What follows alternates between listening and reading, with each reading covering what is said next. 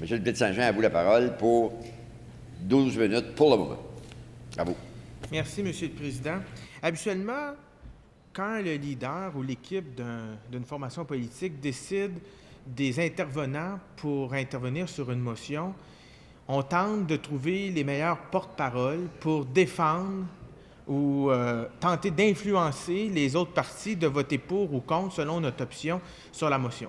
Le problème, Monsieur le Président, Madame la Présidente, maintenant, le dernier porte-parole, le ministre de la Santé, est la dernière personne que le gouvernement aurait dû envoyer pour parler de cette question, parce qu'il est un des architectes du problème actuellement, Madame la Présidente.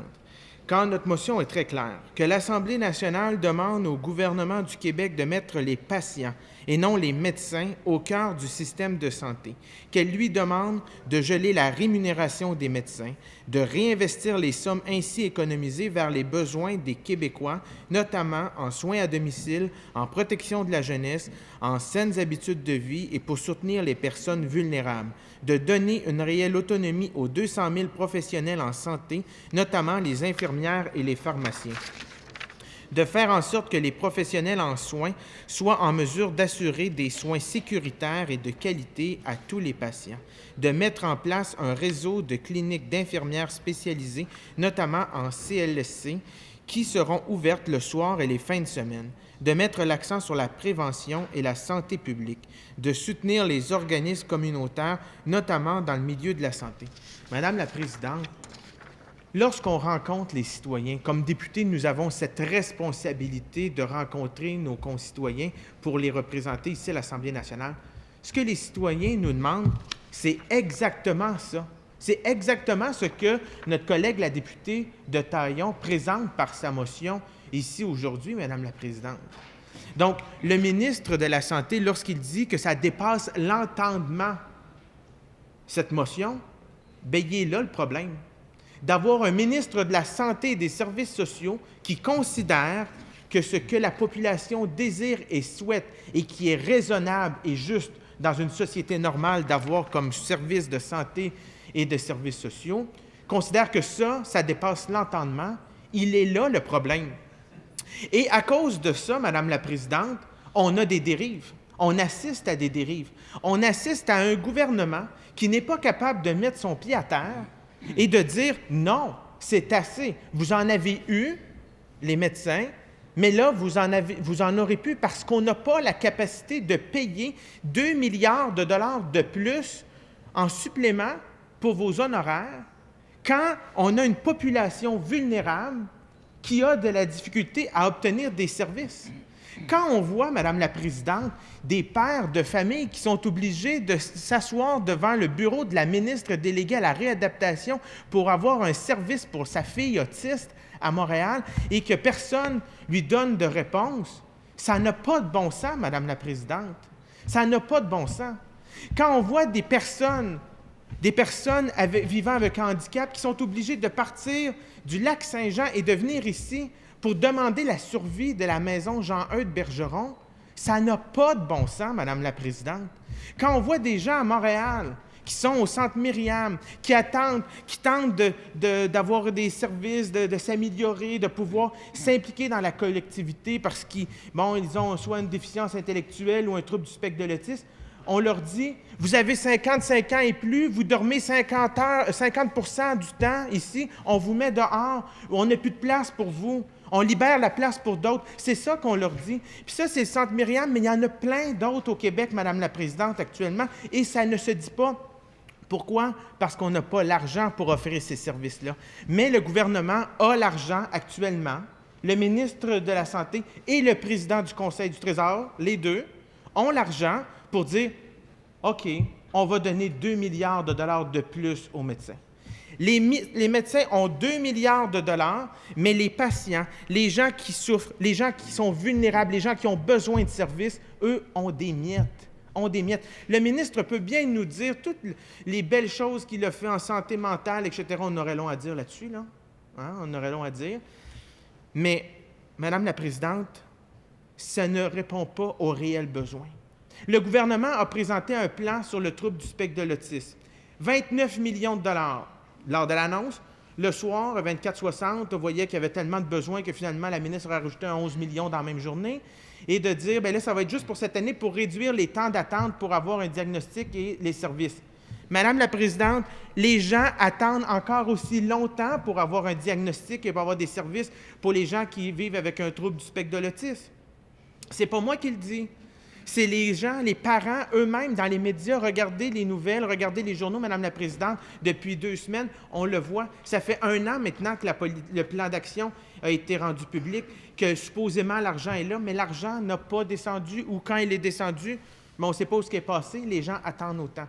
Et ça, c'est sans parler des gens qui vivent avec une déficience intellectuelle, Madame la Présidente. Eux, ils n'en ont même pas de plan. Ils n'en ont pas d'investissement supplémentaire. Donc, ils n'ont pas un espoir de se retrouver, d'avoir des services prochainement. Ils n'en ont pas, puis ils n'en auront pas, parce que l'argent, avec le gouvernement actuel, Madame la Présidente, est allé aux médecins. 2 milliards de dollars de plus pour les médecins, mais des miettes pour les gens qui vivent avec un trouble du spectre de l'autisme ou pour une déficience intellectuelle. Eux n'ont même pas les miettes parce qu'il ne reste plus rien sur la table, Madame la Présidente.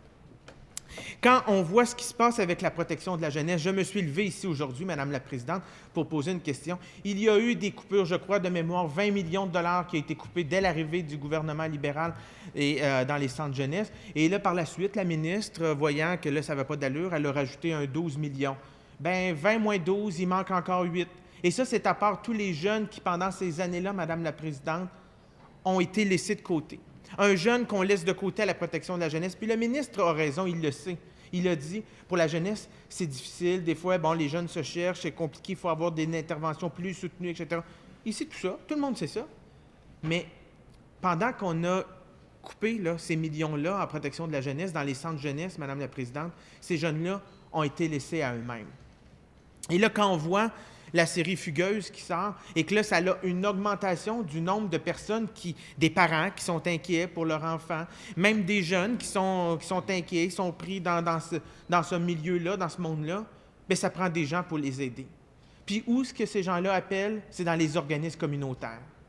Dans les organismes communautaires qui, je le rappelle, Madame la Présidente, crèvent de faim, crient à l'aide. On a besoin de ressources pour répondre aux besoins. Parce que depuis des années, le régime public a transféré dans les organismes communautaires des gens, des services, et que l'augmentation n'a pas suivi dans le financement à la mission pour les organismes communautaires. Donc, Madame la Présidente, ce qu'on dit par cette motion, il faut remettre le patient au cœur du réseau de la santé et des services sociaux. Parce que ce n'est pas pour les médecins, ce n'est pas pour les autres professionnels qu'on fait tout ça, là. Le réseau de la santé est là pour soigner les gens, accompagner les gens, aider les gens. Donc, quand ma collègue de Taillon dit on veut donner une réelle autonomie aux 200 000 professionnels en santé, notamment aux infirmières et aux pharmaciens, c'est pour aider notre monde, c'est pour aider les gens, la population. Parce que les gens qui nous écoutent, ou les gens qui ne nous écoutent pas parce qu'ils travaillent pour payer des impôts et des taxes, mais ces gens-là qui n'ont pas de médecin-famille, qui est à peu près le quart de la population, chez nous, c'est encore plus, en Montérégie, ces gens-là aimeraient ça pouvoir avoir un accès à un professionnel de la santé s'ils ont un problème, ou des fois, ne serait-ce qu'en prévention, parce qu'ils ont une crainte, et bon, ils se demandent, c'est-tu normal que j'ai tel symptôme, puis bon, j'aimerais ça avoir une consultation. Donc, de pouvoir le faire. Puis quand on voit pour les CHSLD tout ce qui se passe, les médecins, malheureusement, Madame la Présidente, ne vont plus dans les CHSLD.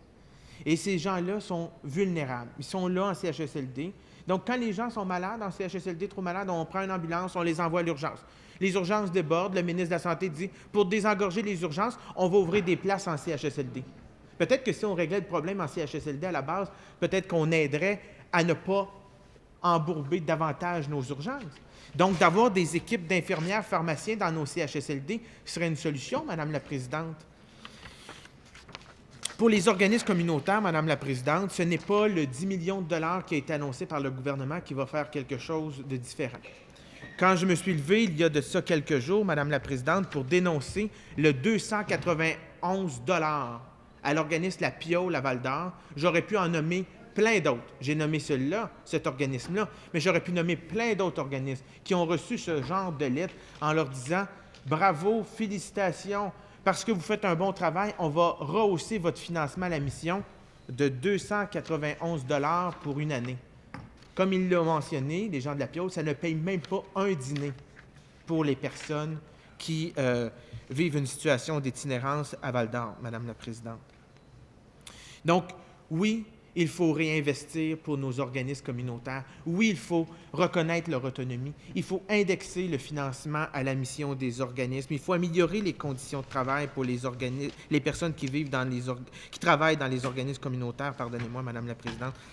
Mais quand on voit aussi toutes les personnes vivant avec un handicap, les enfants lourdement handicapés avec le supplément, les parents jusqu'au bout, les mères, les pères qui se sont mobilisés. Le ministre de la Santé était présent avec eux, à Tout le monde en parle.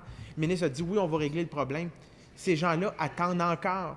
Parce que oui, il y a eu un programme qui a été mis en place, mais il ne répond pas aux besoins. Mais ces parents-là voient que les médecins vont avoir 2 milliards de dollars de plus. Donc, le gouvernement a 2 milliards de dollars de plus pour les médecins, mais il leur donne des miettes pour ses parents, Madame la Présidente. Donc, ce qui dépasse l'entendement, c'est d'entendre un ministre de la Santé et des Services sociaux qui n'est pas conscient des réels besoins de la population. Il a le mandat de représenter cette population-là et d'offrir les meilleurs services et de prendre les meilleures idées pour atteindre ces objectifs. Et je crois, Madame la Présidente, que c'est une erreur de voter contre cette motion qui répond justement aux réels besoins de notre population, la population des gens qui sont vulnérables, mais aussi la population qui souhaite avoir accès au système de santé et de services sociaux et qui actuellement ont de la difficulté et attendent à l'urgence trop souvent, Madame la Présidente.